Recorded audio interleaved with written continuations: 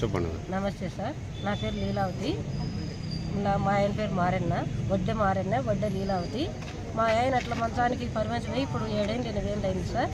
అంతకుముందు 23 ఏళ్ళు అయింది సార్. మా ఆయనకు కాళ్ళు చేతులు పడిపోయినాయి, లారీ యాక్సిడెంట్లో ఇది అయిపోయింది. నేను ఏదో కష్టం చేసుకొచ్చుకొని పెట్టుకుంటా అంటే ఇప్పుడు పూర్తిగా మంచానికి పరిమితం అయిపోయినాడు. మాకు ఇంట్లో జరిగేదానికి కూడా చాలా కష్టం సార్. నేను పనికి పోతాంటే నాకు షుగర్ ఉంది. ఇప్పుడు ఆయన్ని పోషించడానికి కాలేదు, చాలా కష్టంగా ఉంది. 6,000 పెన్షన్ వస్తుంది ఇప్పుడు ఈ ప్రభుత్వం వచ్చినారు వంటి. ఇంకా 15,000 వస్తుందంటే మేము మళ్ళీ ఇక్కడికి వచ్చినాం సార్, సహాయం చేస్తారని. కొద్దిగా రెస్పాన్స్ తక్కువగా ఉంది సార్. ఆయన్ని ఎవరు పట్టించుకోవడం లేదు.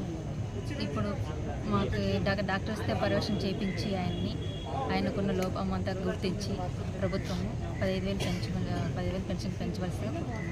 అంటే మామూలుగా సదరంలో సర్టిఫికేట్ ఉంటే పర్సెంటేజ్ని బట్టి కదా మీకు ఇచ్చేది. సదరం సర్టిఫికేట్ ఉందా? సదరం సర్టిఫికేట్లో 40% ఉంది సార్ డిజబిలిటీ. ఇప్పుడు ఆయనకు డిజబిలిటీ కాదు సార్, మొత్తం డిజబిలిటీతో సహా కండరాలు మొత్తం కాళ్ళు చేతులు వీక్ అయిపోయినా సార్. కంటి చూపు లేదు. ఆయనకి ఏం తింటున్నాడో ఎలా ఉంటున్నాడో కూడా తెలియదు. మలమూత్ర విసర్జన కూడా ఆయన కంట్రోల్లో లేదు. మమ్మల్ని మేము కుటుంబ సభ్యులు కూడా గుర్తుపట్టలేక ఉన్నాడు. ఆయన మాటలు కూడా లేవు సార్, మాట లేదు, కనుచూపు లేదు. పూర్తిగా బెడ్ కనీసం ఆయన కూర్చోలేదు. ఎన్నికి నీళ్ళు కొని పోతాడు సార్. అది పర్సెంటేజ్ ఎంత ఉండాలంట? 40% ఉంది సార్ డిజబిలిటీ.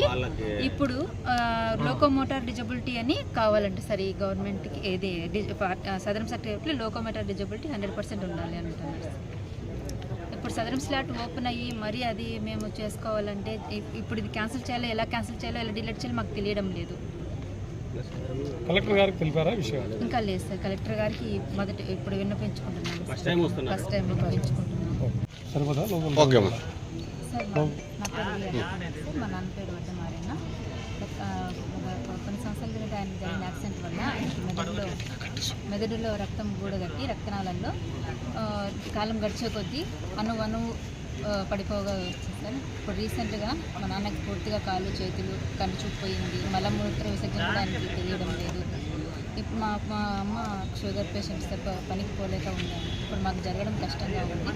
గత ప్రభుత్వం 3,000 ఇస్తున్నాం సార్. ఇప్పుడు తెలుగుదేశం ప్రభుత్వం వచ్చినప్పటి నుంచి మాకు 6,000 పెన్షన్ వస్తుంది. ఇప్పుడు పెన్షన్ 15,000 పెంచవలసిందిగా ప్రభుత్వాన్ని కోరుకుంటున్నాం.